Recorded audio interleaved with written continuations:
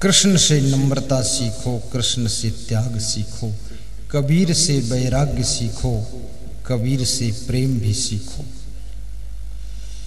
पोथी पढ़ी पढ़ी जग मुआ, पंडित हुआ न कोई, ढाई अक्षर प्रेम का पढ़े सो पंडित हो। पोथी पढ़ी पढ़ी जग मुआ, पंडित हुआ न कोई, ढाई अक्षर प्रेम का पढ़े सो पंडित होए। प्रेम पाट का चोलना पहिर कबीरू नाच, पानिप दीन्ह्यों तास को जो तन मन बोले साँच। कबीर साहब कहते प्रेम का बड़ा महत्व है।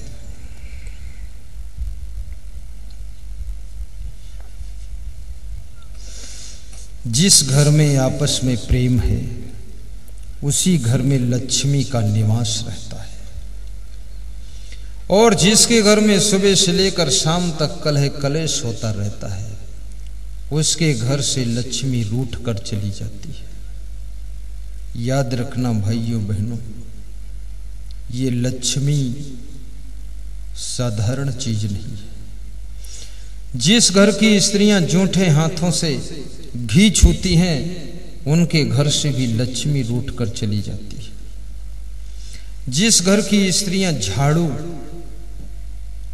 नहीं लगाती हैं, कचड़ा पड़ा रहता है, उस घर से भी लक्ष्मी नाराज होकर चली जाती है।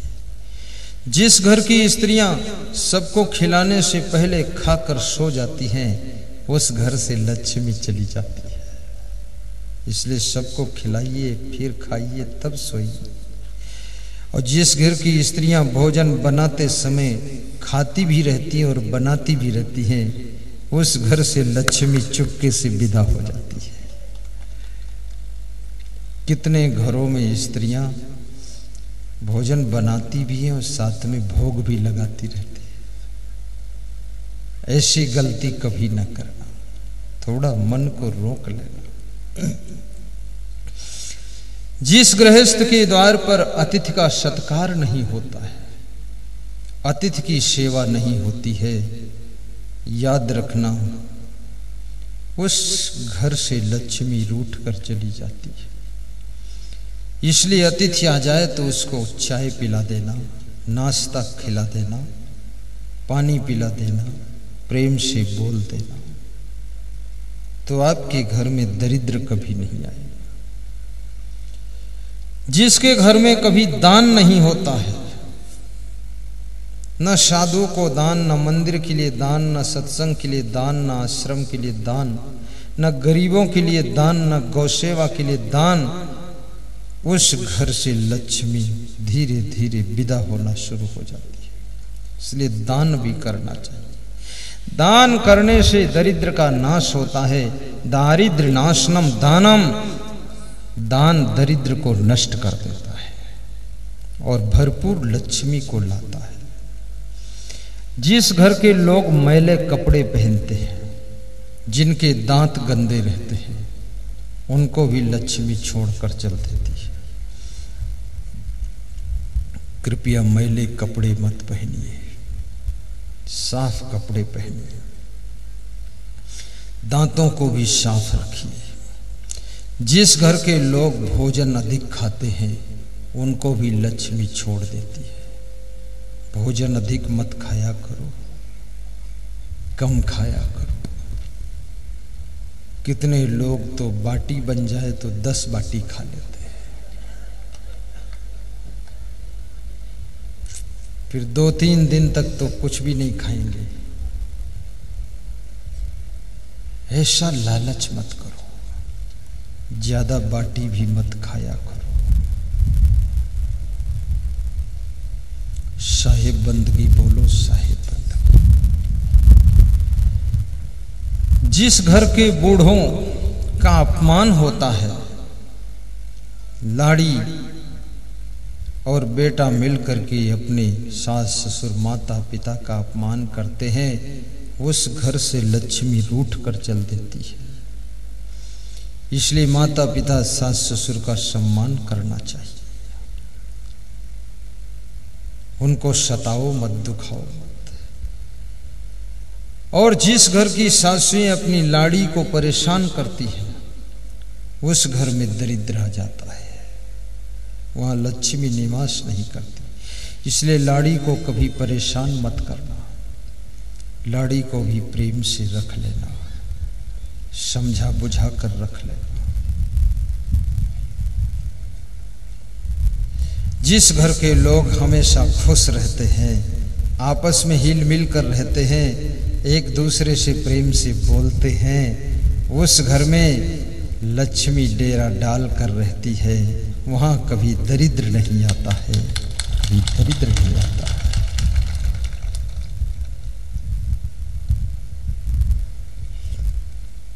कितने घरों में तो पिता पुत्र में बातचीत बंद हो चुकी है, बोलते नहीं बाप बेटे। कितनी सासू बहू भी आपस में बात करना नहीं चाहती, दोनों शान गुमान में, कौन समझाए उनको। सासू भी गुस्सा में रहती है, लाड़ी भी जोश में है कि मैं भी नहीं बोलूंगी। अब कोई छोटा बनना नहीं चाहता है, कैसे बनेगी व्यवस्था? विचार करना। और मैं निवेदन करूंगा कि ऐसा स्वभाव मत बनाइए किसी से बातचीत बंद ना होने पाए, थोड़ा थोड़ा बात करते रहो, बोलते रहो प्रेम से, आपका जीवन धन्य होगा। विहय कामन्य सर्वान्नपुमा शरत निष्प्रहा निर्ममो निरहंकारा सम दुख सुख शांति मधिगच्छति। और जिसके पास भी अहंकार नहीं है, कृष्ण कहते उसको शांति मिलती है। अहंकार को विदा कीजिए। और ये अभिमान, धन का अभिमान करो तो धन जाने वाला है, जवानी का अभिमान करो तो बुढ़ापा आने वाला है, बुद्धि का अभिमान करो तो स्मरण खोने वाला है, गाड़ी का अभिमान करो उसका एक्सीडेंट होने वाला है, मकान का अभिमान करो भूकंप में गिरने वाला है, परिवार का अभिमान करो तो बंटवारा होने वाला है। किसका अभिमान करते हो? मिथ्या है अभिमान।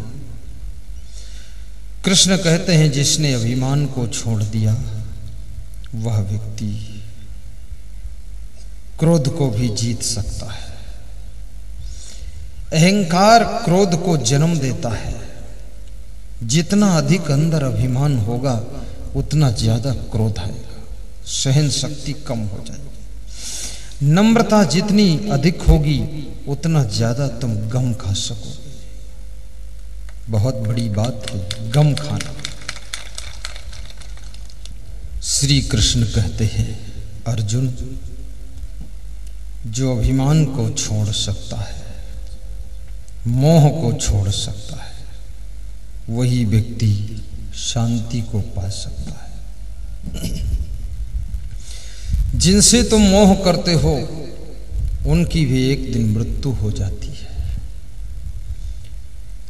और मोह करने वाले की भी मृत्यु हो जाती है। और याद रखना, ये मोह बहुत बड़ा बंधन है। कबीर साहब कहते हैं मोह भीतर से बांध लेता है, और मोह में बंधे बंधे आदमी मर जाता है। इसलिए मोह के रस्सी को तोड़िए, बंधन से मुक्त हो जाइए। आपका जीवन मंगलमय हो, ऐसी मैं शुभ कामना करता हूँ। आपको धन्यवाद देता हूँ। ग्राम सेमली भवानी वालों को आशीर्वाद देता हूँ कि आपने इतने बड़े प्रोग्राम की रचना किया है। बहुत धन्य हो आप। बड़ी प्रसन्नता की बात है, इस गांव में सिमली वासियों ने बहुत मेहनत किया है। खाई कबाब शराब सरोजा, निश दीन पर ना ऋणी कहाँ खोजा, निश दीन पर ना ऋणी कहाँ खोजा, जिनके असया चरण भवानी, ते जाना हूँ निसी चरसम प्राणी। आपका जीवन मंगलमय हो, आपका घर मंगल भवन हो, आपकी वाणी मंगल वाणी हो और आपका कल्याण हो, ऐसी मैं शुभकामना करता हूँ। आप सभी को धन्यवाद देता हूँ। और सज्जनों और देवियों, सत्संग में लगन लगाए रखना। टीवी चैनल में रात्रि 9 बजे आस्था भजन में, रात्रि शाम को 7 बजे आस्था चैनल में आप प्रवचन का लाभ ले सकते हैं और YouTube में भी प्रवचन सुन सकते हैं। इसमें ऐसे कितने श्रोता हैं जो YouTube में मेरे को देख चुके हैं, वह हाथ ऊंचा करके बताएं। YouTube में प्रवचन, वाह, वेरी गुड।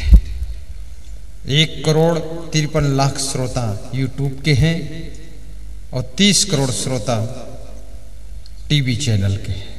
पूरे वर्ल्ड में बहुत लोग प्रवचन का लाभ ले रहे हैं।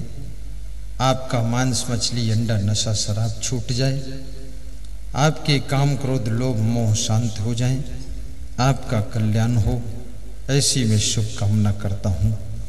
आपके घर की माताएं बहनें देवी का रूप धारण करके घर की शोभा बढ़ाएं।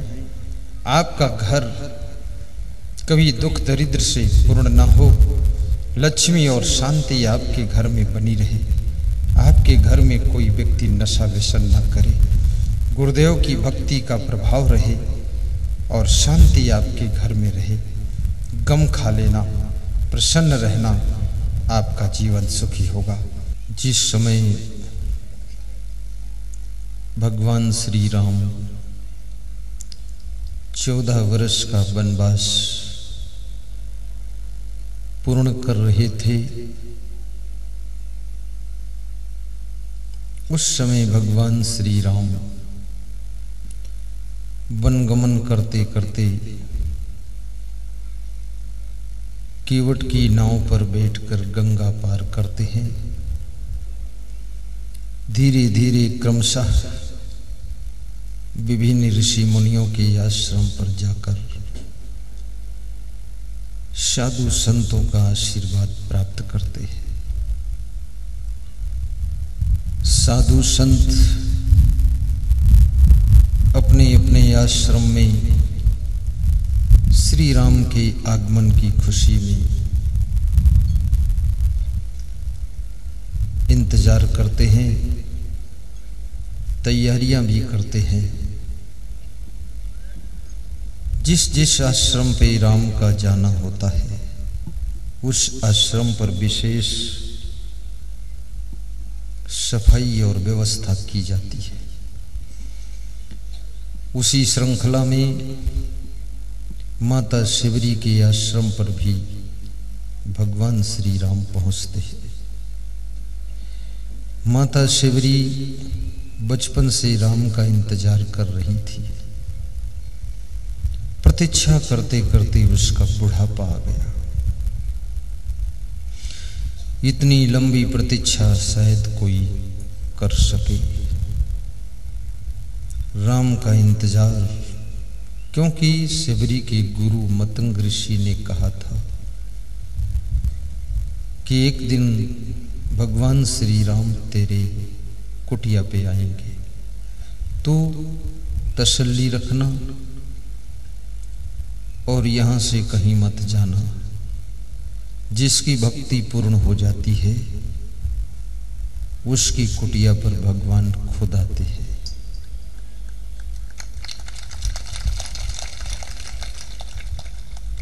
और जिसकी भक्ति अधूरी है उसको भगवान को ढूंढना पड़ता है। और जिसकी श्रद्धा पूर्ण हो जाती है उसके भवन में कोई महान संत का आगमन हो जाता है।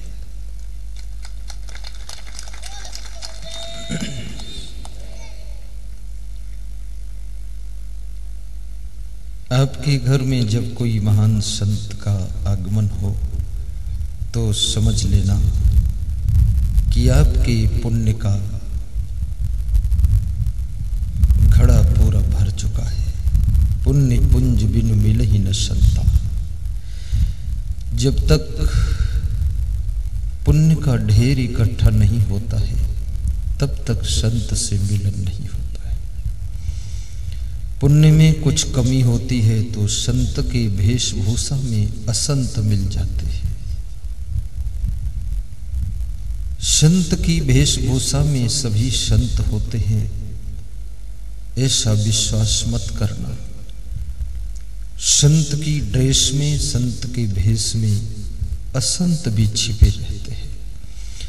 चार पैर का हर जानवर गाय नहीं होता है। सींग और पूंछ वाला प्रत्येक जानवर भैंस नहीं होता है। उसके लक्षण कुछ अलग ही होते हैं। तुम जिसके चार पैर देखो गाय मान लोगे तो शेरनी भी चार पैर की होती है, तुम्हारा पेट फाड़ देगी। तुम जिसके बदन पर लाल पीले सफेद कपड़े देखो तो मान लो ये भी बाबा जी है, साधु है, वो तुम्हारा पेट फाड़ देगा। बाबा जी नहीं है। वेशभूषा का भी महत्व है, लेकिन जैसी वेशभूषा हो रहनी संपन्न संत की जरूरत है। साधना संपन्न होना चाहिए। जिसका मन कभी विषय वासना में आकर्षित न होता, जिसका चित्त कभी चंचल न होता, जो किसी प्रकार का नशा व्यसन न करता, जिसके पास में चाय पीने की भी आदत नहीं है, जो पान पुड़िया तमाकू भी खाता नहीं है, और जो माताओं बहनों से मर्यादा पूर्वक व्यवहार करता है। हमारे पास में कोई फोटो खिंचाने आता है तो हम उसको बताते हैं कि आप थोड़ा दूर से फोटो खींचना, सेल्फी मत लेना, क्योंकि तुम्हारा भाव बहुत अच्छा है, श्रद्धा है, लेकिन सेल्फी को कहीं व्हाट्सएप पर डाल दिया तो दुनिया क्या सोचेगी। असंग साहेब भी ऐसा लड़कियों के साथ फोटो खींचते हैं, बिगड़ गए हैं, बदनामी हो जाएगी, इसलिए सेल्फी मत लीजिए। दूसरा, अपने पति के साथ साथ अपना फोटो खिंचवाइए, अपने माता पिता के साथ, गुरु के साथ खिंचवाइए। किसी अकेली लड़की का फोटो गुरु के साथ में गुरु की गरिमा को गिरा सकता है, गुरु की महिमा को कम कर सकता है। लड़की का मन तो पवित्र है, श्रद्धा अच्छी है, गुरु जी भी पवित्र है, लेकिन देखने में ये व्यवहार अमर्यादित है, अभद्र है, इसलिए यहाँ पर कंट्रोल करना चाहिए। और जो गुरु है, संत है, किसी भी माँ बहन के कंधे पर हाथ न रखे, उसको छूना नहीं चाहिए बदन, क्योंकि वो ब्रह्मचारी है। स्पर्श मत कीजिए, आशीर्वाद दीजिए दूर से। सूरज इतनी दूर से रोशनी दे देता है और तुम क्या 10 फीट दूर से आशीर्वाद नहीं दे सकते हो? जरूर दे सकते हो। 10 फीट तो छोड़ो, समुद्र पार बैठे हुए अमेरिका के लोग भी मोबाइल से आशीर्वाद ले लेते हैं। और जिसके प्रति महान संत यदि अपने मन के अंदर अंदर शुभ कामना कर दे तो उसका भी कल्याण हो जाता है, उसको भी सफलता मिल जाती है। मन में उसके बारे में सोचने लग जाए।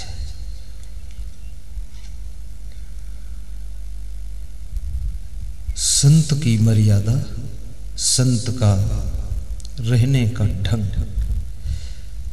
आप रोटी सेकते हो, ये सेकती है रोटी, तुम नहीं सेकते हो। कभी कभी तुम भी सेकते हो जब ये बीमार होती है। रोटी सेकते हो तो आप रोटी के साथ में एक चिमटा रखते हो। चिमटा होता है ना, जिससे रोटी पकड़ते हो चूल्हे के अंदर। वो चिमटा किस लिए है? रोटी और तुम्हारे बीच में चिमटा है। चिमटा बोलते हो ना उसको, क्या बोलते हो? चिमटा ही बोलते हो। वो चिमटा इसलिए है ताकि तुम्हारे हाथ जलने ना पाए, इसलिए वो चिमटा है। और रोटी को जब तक पकड़ोगे नहीं वो पलटेगी कैसे? और हाथ डाल दोगे चूल्हे में तो हाथ जल जाएगा, तो चिमटा को डाल दोगे, चिमटा नहीं जलेगा। तो जैसे चिमटा बीच में दूर से पकड़कर रोटी को पलटकर सेक कर फुला करके पका करके खिला दिया जाता है, ऐसे संत महात्मा भी याद रखना संयम नियम का चिमटा पकड़ करके और संसार में कल्याण की रोटियां, शांति की रोटियां सेक करके समस्त नर नारियों को खिला करके तृप्त करते हैं। संत महात्मा के पास में संयम नियम का चिमटा होना चाहिए।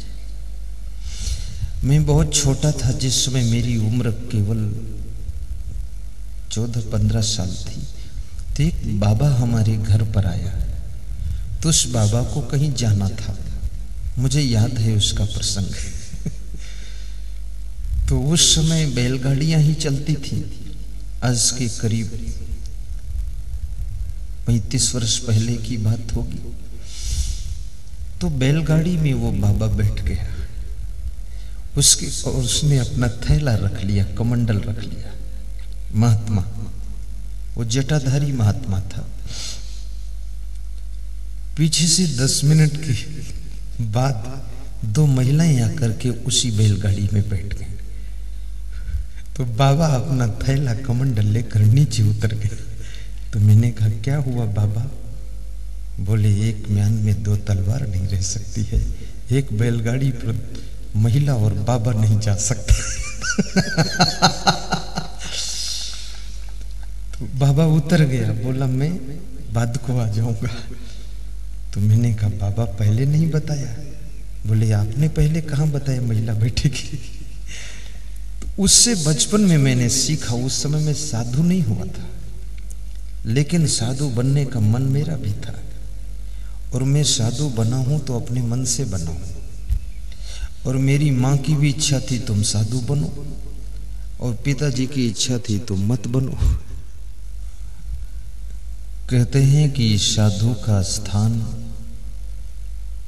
भगवान से भी बड़ा होता है। सारी दुनिया भगवान के चरणों में झुकती है, लेकिन भगवान यदि कहीं झुकता है वो साधु के चरणों में झुकता है। इसलिए जिसका स्थान भगवान से भी बड़ा है उस व्यक्ति को तो बहुत सावधान रहना चाहिए। श्री कृष्ण भगवान भागवत में कहते हैं, निरपेक्षम मुनिम शांतम निर्भयरम समदर्शनम अनुव्रज्या मेहम नित्यम पुयते घृणभि। अपेक्षा रहित, शांत, मननशील, समदर्शी, प्रसन्न चित्त, वैराग्यवान संतों के पीछे पीछे मैं इसलिए घूमता हूं कि उनके चरणों की धूल मेरे शीश पे पड़ जाएगी तो मैं भी धन्य हो जाऊंगा, कृतार्थ हो जाऊंगा। ऐसा कृष्ण कहते हैं कि संतों के चरणों की धूल मुझको भी चाहिए, लेकिन उन्होंने शर्त लगाया, अपेक्षा रहित, शांत, प्रसन्न, समदर्शी और निरपेक्षम मुनिम शांतम। आत्मचिंतन में जो लीन है संत, वो संत का। निर्वैरम, जिसका किसी से बैर नहीं है, समदर्शी है। ऐसे संत के चरणों की धूल चाहिए, ये शर्त भी है। ऐसे थोड़े है कि जानवर की तरह चाल चलन हो, उसकी धूल से कुछ होने वाला भी नहीं है। धूल धूल में भी अंतर है। उन चरणों की धूल चाहिए। गुजरात में मैं लगभग 15 साल पहले गया तो कोई गुरु व्यास गादी से उतर कर जा रहा था, तो उनका कोई शिष्य जहां उनका चरण पड़ा वहां की धूल उठा करके थोड़ा कागज की पुड़िया में बांधकर जेब में रख लिया। तो मैंने कहा कि क्या कर रहे हो? बोले धूल तेरे चरणों की सद्गुरु। उस समय मैं ट्रेनिंग में ही था। तो मैंने कहा अरे इतनी बड़ी श्रद्धा आपकी। बोले बहुत काम हो गए इस धूल से।